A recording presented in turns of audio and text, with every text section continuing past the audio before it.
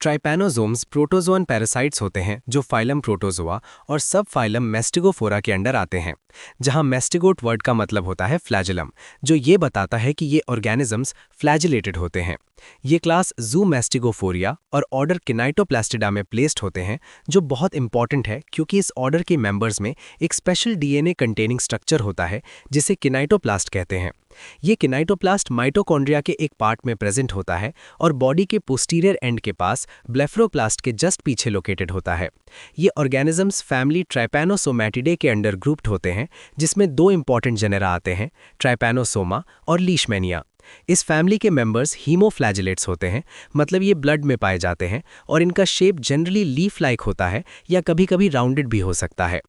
इनके life cycle के दौरान ट्राइपैनोसोम्स 4 डेवलपमेंटल स्टेजेस शो कर सकते हैं, लेकिन यूजुअली किसी एक पैरासाइट के लाइफ साइकिल में सिर्फ 1 या 2 स्टेजेस ही प्रेजेंट होते हैं। पहला स्टेज होता है ट्राइपैनोमैस्टिगोट स्टेज, जिसमें किनाइटोप्लास्ट न्यूक्लियस के पोस्टीरियर साइड में होता है और अंडुलेटिंग मेम्ब्रेन वेल डेवलप्ड होती है। ये स्टेज वर्टिब्रेट्स और आर्थ्रोपोड्स दोनों में मिलता है। दूसरा स्टेज एपीमैस्टिगोट स्टेज होता है, जिसे क्राइथीडियल स्टेज भी कहते हैं, जिसमें किनाइटोप्लास्ट और एक्सोनीम न्यूक्लियस के एंटीरियर साइड में होते हैं और अंडुलेटिंग मेम्ब्रेन छोटी होती है। ये मेनली आर्थ्रोपोड्स में मिलता है। तीसरा स्टेज प्रोमैस्टिगोट स्टेज होता है, जिसे लेप्टोमोनैड स्टेज भी कहते हैं, जिसमें किनाइटोप्लास्ट बॉडी के एंटीरियर टिप पर होता है और अंडुलेटिंग मेम्ब्रेन एब्सेंट होती है।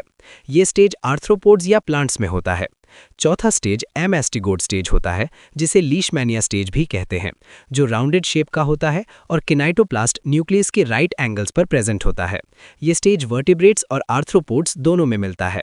अब अगर जीनस ट्राइपैनोसोमा पर फोकस करें तो ये पैरासाइट्स मोस्टली एक्स्ट्रा सेलुलर होते हैं और ब्लड और टिश्यू फ्लूइड्स में मिलते हैं, लेकिन एक इंपॉर्टेंट एक्सेप्शन है ट्राइपैनोसोमा क्रूसी, जो इंट्रासेलुलर होता है और रेटिकुलो एंडोथीलियल सिस्टम और कार्डियक मसल्स के सेल्स के अंदर पाया जाता है।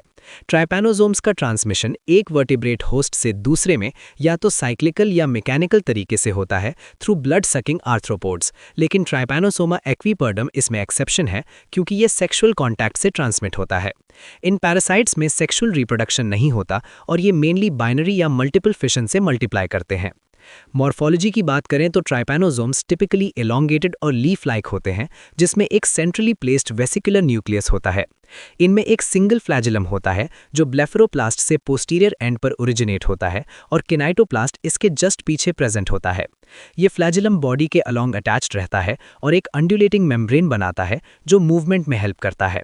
ट्रांसमिशन एक बहुत इंपॉर्टेंट कॉन्सेप्ट है और ये मेनली 2 तरह से होता है। साइक्लिकल ट्रांसमिशन में पैरासाइट वेक्टर के अंदर डेवलप करता है। इसमें भी 2 टाइप्स होते हैं based on development site. Anterior station development, जिसे सलाइवेरिया भी कहते हैं, में पैरासाइट्स वेक्टर के फोरगट में डेवलप होते हैं और सलाइवा के थ्रू होस्ट में ट्रांसफर होते हैं जब वेक्टर बाइट करता है। इसके एग्जाम्पल्स हैं trypanosoma कॉन्गोलेंसिस, trypanosoma ब्रुसेई, trypanosoma रोडियंसिस, trypanosoma gambiense और trypanosoma vivax. Posterior station development, जिसे स्टेरकोरारिया कहते हैं, में मल्टीप्लिकेशन इंसेक्ट के मिडगट में होता है और इन्फेक्टिव फॉर्म्स फीसिस के थ्रू पास होते हैं। इन्फेक्शन तब होता है जब फीसिस स्किन को कंटैमिनेट करता है, जैसे ट्राइपैनोसोमा क्रूसी में होता है। मैकेनिकल ट्रांसमिशन में वेक्टर के अंदर कोई डेवलपमेंट नहीं होता और पैरासाइट्स सिर्फ थोड़े समय के लिए इंसेक्ट के माउथ पार्ट्स में सर्वाइव करते हैं। ट्राइपैनोसोमा एवेंसी इस तरह से टबैनस और स्टोमॉक्सिस फ्लाइज के थ्रू ट्रांसमिट होता है। ट्राइपैनोसोमा एक्वीपर्डम यूनिक है क्योंकि ये कॉइटिस के थ्रू ट्रांसमिट होता है। कुछ ट्राइपैनोसोम्स नॉन पैथोजेनिक भी होते हैं, जैसे ट्राइपैनोसोमा थिलेरी कैटल में, ट्राइपैनोसोमा मेलोफेजियम शीप में, ट्राइपैनोसोमा ल्यूइस रैट्स में और ट्राइपैनोसोमा एवियम बर्ड्स में। ट्राइपैनोसोमा थिलेरी सबसे बड़ा स्पीशीज होता है, जबकि ट्राइपैनोसोमा कॉन्गोलेंसिस अफ्रीकन ट्राइपैनोसोम्स में सबसे छोटा होता है। कुछ स्पेशल फीचर्स भी होते हैं, जैसे ट्राइपैनोसोमा एक्विनम में किनाइटोप्लास्ट एब्सेंट होता है और नडामा कैटल में ट्राइपैनोटॉलरेंस होती है, मतलब ये इन्फेक्शन के अगेंस्ट रेजिस्टेंट होते हैं। अब ट्राइपैनोसोमा एवांसी पर फोकस करते हैं, जो पहला पैथोजेनिक ट्राइपैनोसोम था जो इक्वाइन्स में 1880 में ग्रिफिथ एवंस ने डिस्कवर किया था। ये एक एमर्जिंग ज़ूनोटिक पैरासाइट है और इसका पहला ह्यूमन केस इंडिया में 2004 में रिपोर्ट हुआ था। ये एक एक्स्ट्रा सेल्यूलर पैरासाइट है जो ब्लड प्लाज्मा और लिम्फ में मिलता है और कई एनिमल्स जैसे camel, horse, dog, cattle, buffalo, goat, pig और वाइल्ड एनिमल्स को इन्फेक्ट करता है।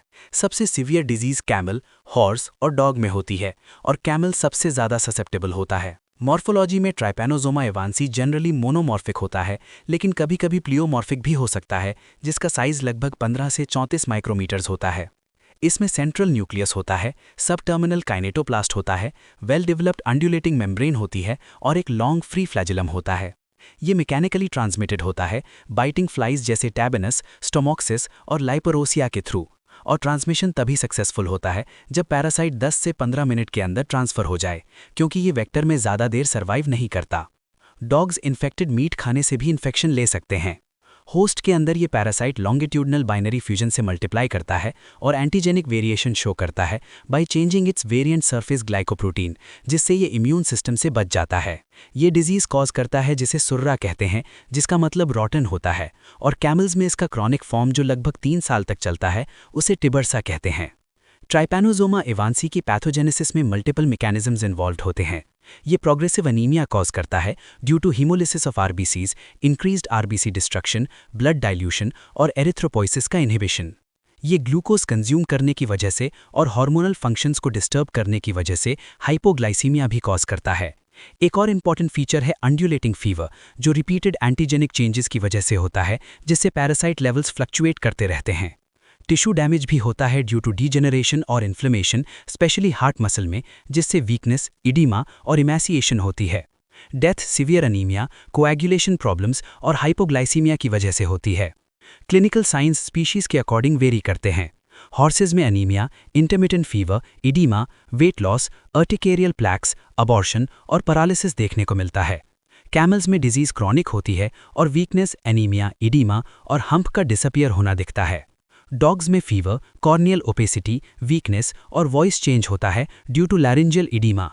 कैटल और बफेलोज में डिजीज माइल्ड या सिवियर हो सकती है, जिसमें fever, weakness, oedema, neurological signs और सर्कलिंग बिहेवियर देखा जाता है, और ये एनिमल्स रिजर्वॉयर का काम करते हैं। एपिडेमियोलॉजी में ये डिजीज वर्ल्ड वाइड मिलती है और इंडिया में ज़्यादातर पोस्ट रेनी सीजन में होती है, जब फ्लाई पॉपुलेशन पीक पर होती है।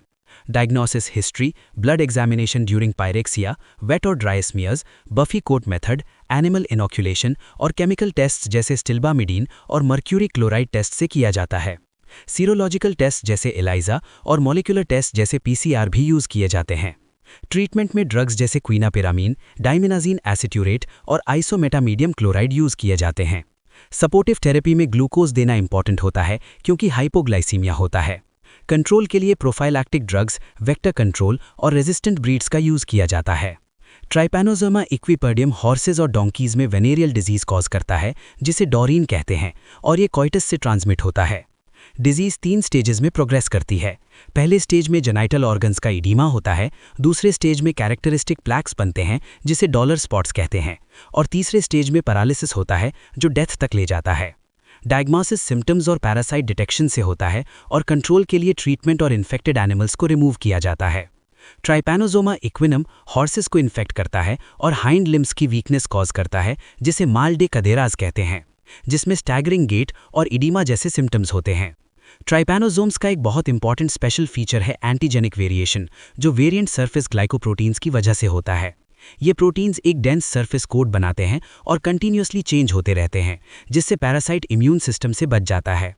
इसी वजह से ट्राइपैनोसोम्स के अगेंस्ट इफेक्टिव वैक्सीन बनाना बहुत डिफिकल्ट होता है। ओवरऑल देखा जाए तो ट्राइपैनोसोम्स हाईली अडेप्टिव पैरासाइट्स हैं, जिनका लाइफ साइकिल कॉम्प्लेक्स होता है, ट्रांसमिशन मेथड्स डाइवर्स होते हैं, और ये ट्रॉपिकल रीजन्स में एनिमल हेल्थ पर सिग्निफिकेंट इम्पैक्ट डालते हैं।